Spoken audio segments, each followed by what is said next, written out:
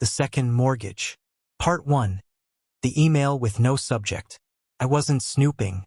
Let's make that clear up front. I wasn't digging through her laptop like some paranoid creep with trust issues. I only opened it because mine was dead, and I needed to send a client invoice before 5. That's all. It just happened to already be open, her email, and right at the top, bolded and blinking, was a message with no subject line. From jwalters@clarkstonelegal.com to sophie.grant82@gmail.com. Subject: none. Body: it's done. Papers will be ready Friday. Once he signs, we're free. I stared at the screen. I reread it. Twice. My first thought?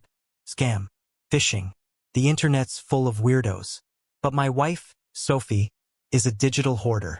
She keeps everything: receipts, dinner reservations, work emails from 2011. And right there below this cryptic one were 32 other messages. From the same guy. JW, a lawyer. Clicked one. Then another. He won't suspect. Just be sweet this week. Let him believe it's normal. Tell him the bank needs his signature on the refinance. He's not the type to check papers. Smile and distract. By the fourth email, I was sweating. It wasn't just cheating. It wasn't just betrayal. It was operation. Sophie, my wife of 9 years, who organizes sock drawers by color and cries during Subaru commercials, was conspiring with her lawyer lover to forge my signature, remortgage our house, and disappear with the cash. What the actual hell? At that moment, I heard her car pull into the driveway. The garage door whined open like it always did. My heart started hammering. I didn't know what to do. Close the laptop? Pretend I hadn't seen? Say something? Instead, I just stood there like an idiot, clutching the laptop like it was about to explode. She walked in, grocery bags in hand, all yoga pants and sunshine. "Hey, babe," she chirped, brushing a kiss past my cheek. "I got the good wine. Feeling fancy tonight." I mumbled something about a client call and walked upstairs. In the bathroom, I stared at myself in the mirror. My face looked like it belonged to someone else. Someone slower, someone dumber. Someone who thought love meant safety, security, stability. Sophie was planning to gut me like a fish. And the craziest part? I wasn't even mad. Not yet. I was impressed, because I never saw it coming. But I would now. Every move, every lie, every twitch of her pretty little mouth. If she wanted to play games, I'd play. But on my terms. And by the time she realized what was happening, it'd be too late. The house, the money, the future, she'd lose it all. And I'd be the one who walked away smiling. Part 2, the poker face. I didn't sleep that night. Not because I was heartbroken, though I probably should have been, but because I was thinking, planning, running scenarios in my head like a quarterback before the Super Bowl. At 2:47 a.m., I was on my laptop Googling terms like spousal fraud, mortgage signature forgery, and how to ruin an attorney's life without going to prison. The answers weren't helpful. By sunrise, I'd made a decision. I wouldn't confront her. Not yet. You don't yell checkmate in the first move. Instead, I started pretending. And I'm not talking about the usual smile through the pain, maybe she'll change crap. I mean real pretending, Oscar-worthy, creepy-level pretending. I became the perfect husband. I kissed her every morning. I made her coffee just how she liked it, 2 sugars, oat milk, half a guilt trip. I even rehung the shelves in the laundry room she'd been bugging me about for 6 months. And when she handed me a sleek manila envelope on Friday with a sweet little smile, "Babe, can you sign this? The bank stuff for the refinance." I smiled back. "Of course." I took the pen, clicked it, and then, while she pretended to answer a text, probably from him, I pretended to sign. But I didn't. What I did was better. I copied my signature perfectly. On a blank page, I'd slid over the documents when she blinked. The papers went back into the envelope and signed. She didn't notice. God, she was sloppy. That night, she poured me wine and practically purred into my ear. "I'm so proud of you. You've been amazing lately." "Yeah," I said, raising my glass. "I feel good. Like things are finally falling into place." She clinked my glass. "You have no idea." I laughed. She had no idea either. The next morning, I called in sick to work and drove to the county registrar's office. With a little charm, a fake story about identity theft, and a $50 under-the-table tip to a board intern, I got copies of everything she'd filed with the bank. The refinance, the title transfer, a power of attorney I supposedly signed, except it wasn't my signature. It was his, Jack Walters, attorney, her lover. He'd signed it on my behalf. Arrogant bastard didn't even try to mimic my handwriting.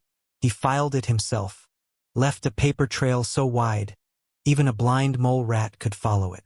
They were planning to close in 7 days. The money, $280,000 of it, would hit a shared account.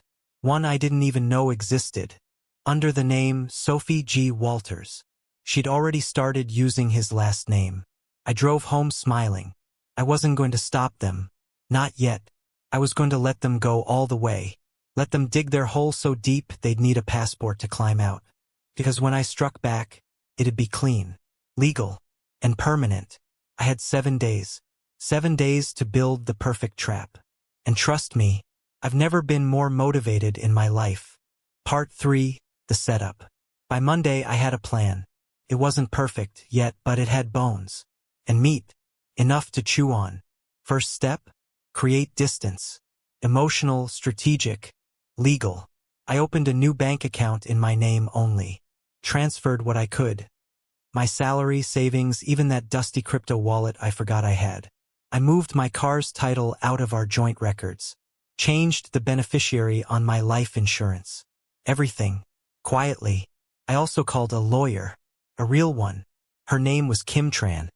And she had a reputation for chewing up divorce attorneys and spitting them out with their Rolexes missing. I didn't tell her everything. Just enough to put her on retainer and get some advice. Don't tip your hand, she said. You've got leverage. Use it. And I would. Because leverage was the whole game now. By Wednesday, Sophie was practically glowing. Humming in the kitchen. Leaving candles on the dinner table. I hadn't seen her this happy since, well, maybe ever. I watched her like a hawk. She had tells. A flutter in her left eye when she lied. A twitch in her lips when she tried to be sweet. The way her voice got slightly higher when she said, I love you. She said it twice that week. Both times I smiled. Both times I knew she didn't mean it. Thursday morning I followed her. She thought I was at work. She kissed me goodbye. All perfume and promises. Then hopped in her car wearing jeans she never wore for me. Tight ones. I tailed her 2 miles down to this little brick building with ivy growing up the side. Clarkstone Legal. Home of the boyfriend. She parked, walked in, and didn't come out for 2 hours. I waited. No, I studied. A black Escalade pulled up 15 minutes later. Jack Walters stepped out. Tall, tanned, teeth like a toothpaste ad. He looked like the kind of guy who does push-ups during conference calls and drinks $19 smoothies. My opposite in every way. Sophie walked him to his car when he left. Kissed him. On the mouth. Right there in public. And just like that, I knew. They weren't just screwing me financially. They were laughing while they did it. Friday. D-Day. She handed me another envelope over breakfast. All we need now is your signature on the closing form. Just to finalize the wire. I looked at her. Really looked. You sure this is the right move? She nodded too fast. It'll set us up for the future. Stability. Security. Oh, the irony. I kissed her forehead. You're right. I'll take care of it today. I didn't. Instead, I called Kim. It's time, I said. She was already ahead of me. That afternoon, she filed an injunction blocking the mortgage disbursement. Froze the funds. Alerted the bank to possible fraud. And just to be thorough, she sent a nice fat packet of evidence to the Bar Association. Emails. Fake signatures. Photos of Jack and Sophie at his office. By nightfall, the loan was dead. And they had no idea. They thought I'd signed. They thought the money would hit tomorrow. They thought they'd won. But when Sophie walked through the door that night, smiling like she owned the world, I smiled back, because tomorrow that smile would die, and I'd be the one watching. Part 4. The Explosion. Saturday started like a scene from a Hallmark movie. Blue skies. Pancakes. Sophie in a silk robe, humming while she made coffee like she hadn't just tried to financially euthanize me. She had no clue. I sat at the kitchen island, pretending to scroll my phone. In reality, I was counting down seconds. Because any moment now, they'd find out. The first explosion came at 9:17 a.m. Sophie's phone buzzed. She glanced at it, then again. Her smile twitched. Her eyes narrowed. I took a bite of pancake. "Everything okay?" I asked, all innocent. Yeah, it's fine," she said, standing up so fast she nearly knocked over her mug. "Just a weird bank alert. I'm gonna call them." She walked out of the room, phone pressed to her ear. I followed a few feet behind and listened from the hallway. "No, that's impossible. What do you mean frozen?" "No, he signed. He definitely signed." Silence. Then a shriek. Half rage, half panic. I stepped into the room. She was pacing, barefoot, the phone trembling in her hand. She looked up, eyes wide, cornered animal wide. "You didn't sign them." It wasn't a question. It was a sentence. A death sentence for her plan anyway. I said nothing, just looked at her. She pointed a shaking finger. "You knew.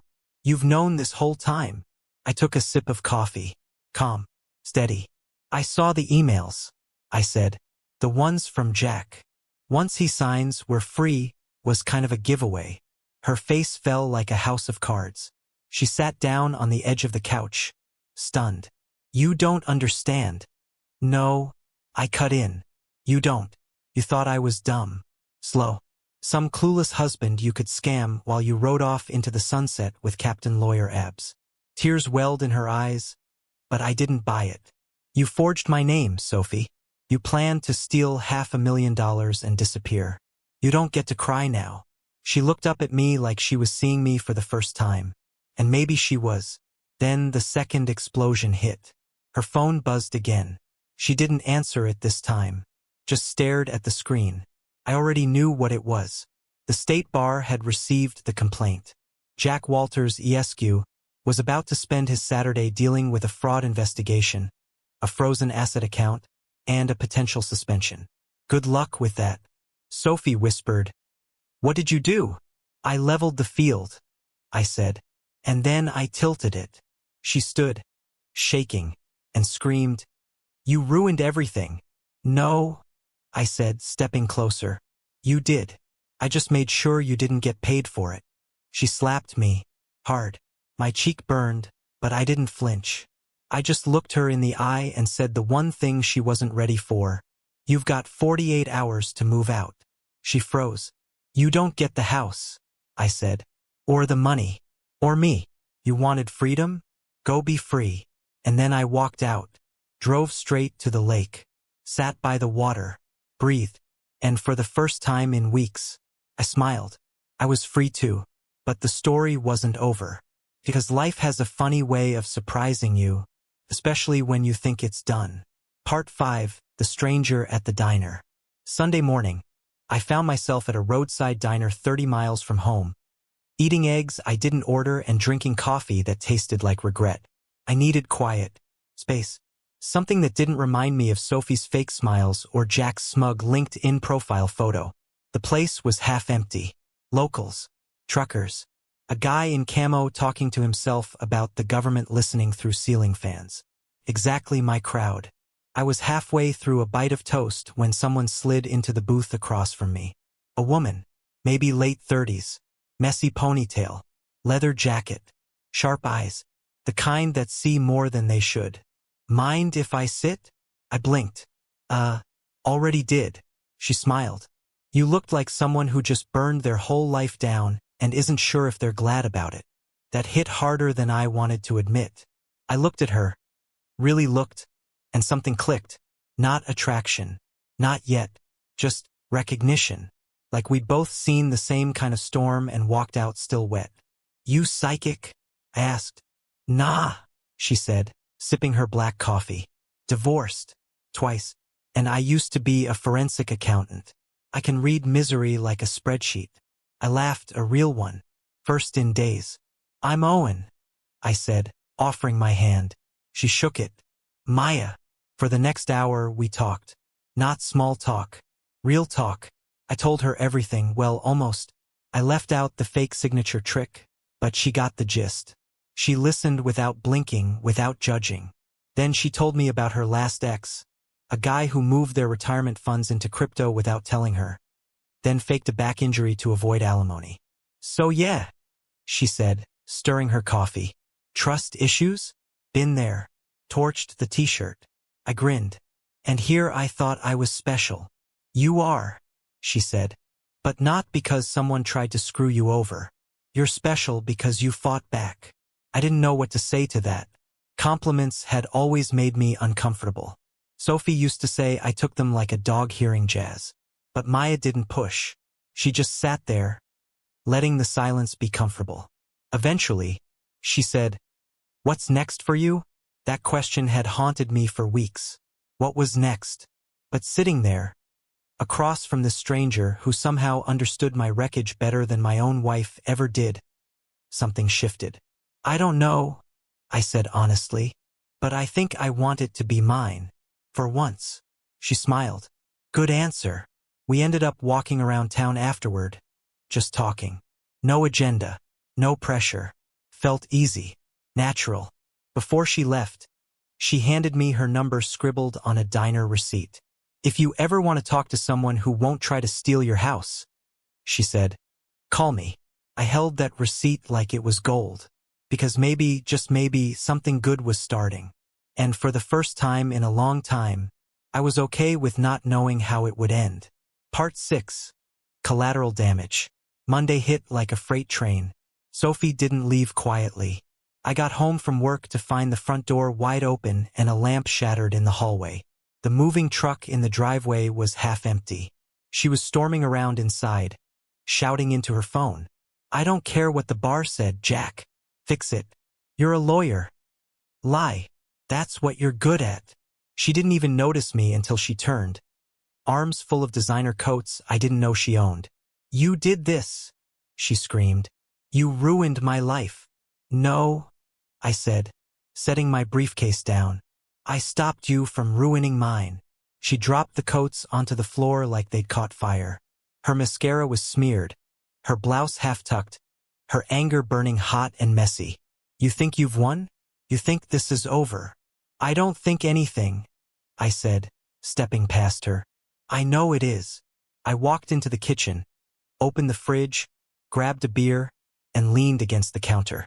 Calm, detached, letting her burn out like a dying star. Then she laughed. Bitter, ugly. You're so smug now, but you're still alone. You think that woman from the diner's going to save you? I blinked. What? She froze. Oh wow. She knew about Maya. How do you know? Please, Sophie snapped, folding her arms. Small town. Your little mystery lunch date was posted on Facebook. Owen Daniels spotted at Annie's diner with some woman. You're not exactly discreet. She was right. I hadn't been hiding, and somehow that pissed her off more than the lost money. That's what really hurts, isn't it? I said. Not the mortgage, not even the fraud. Just the fact I moved on before you did. Her face twisted. She looked like she wanted to throw something at me, and for a second, I thought she might. Instead, she turned and stormed out. But before she hit the door, she said, low and venomous, he's not giving up. Jack. She turned, eyes glinting. You humiliated him. You think men like him take that lightly? The door slammed behind her. And just like that, the house was quiet. Too quiet. That night, I sat on the couch staring at my phone. Maya's number still saved in my contacts. I hadn't called her since the diner.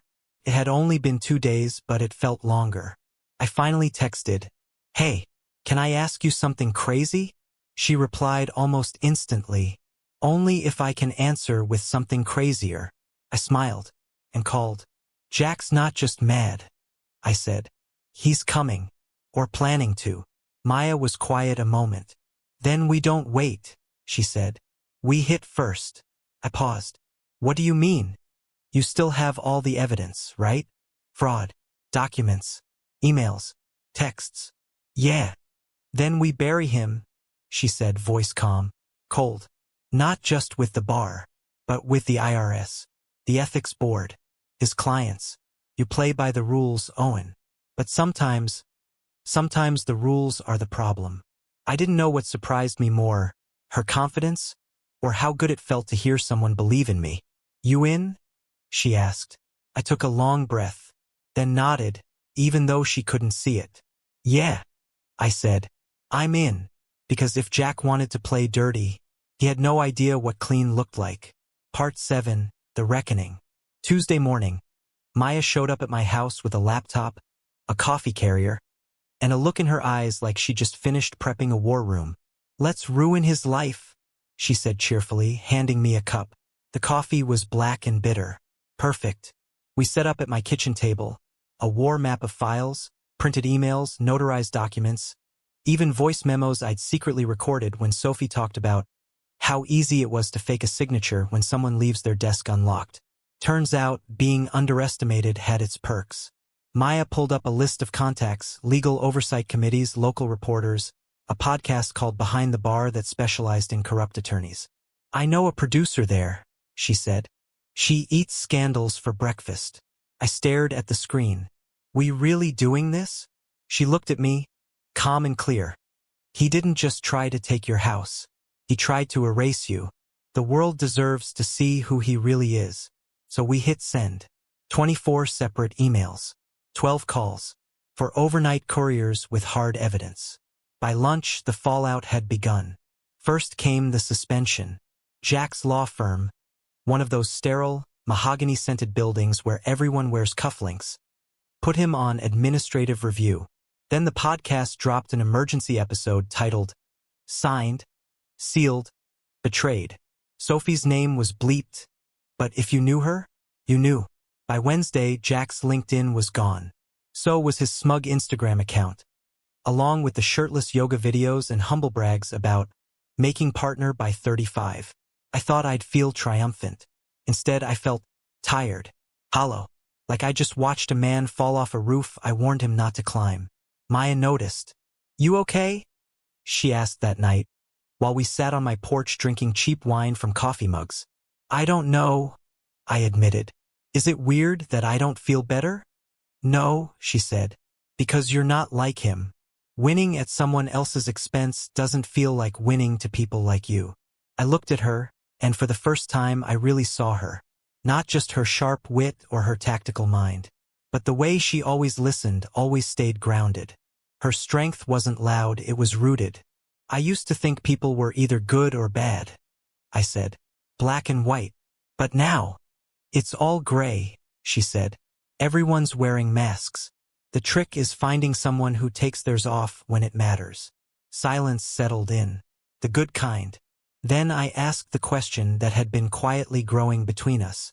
Why'd you really sit down at that diner table? She smirked. Because you looked like a man who needed saving, but didn't want to admit it. And now you look like a man who doesn't need saving anymore. I laughed. What if I still want the company? She looked at me, soft and steady. Then stay in the gray with me. And just like that, the air shifted. Not in a dramatic fireworks kind of way, but something better, something real. I reached out, took her hand. She didn't flinch. Neither did I, because maybe revenge wasn't the point. Maybe it was just the detour that led me here. Part 8, The Clean Slate.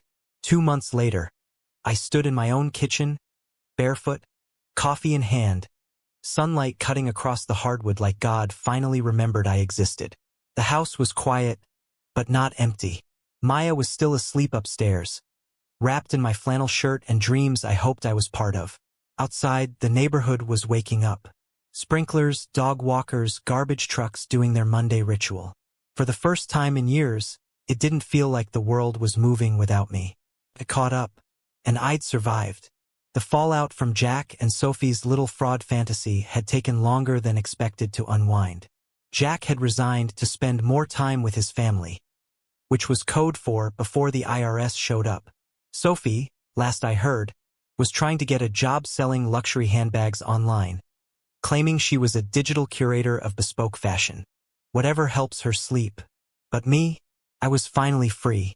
And not just in the legal sense. I sold the house.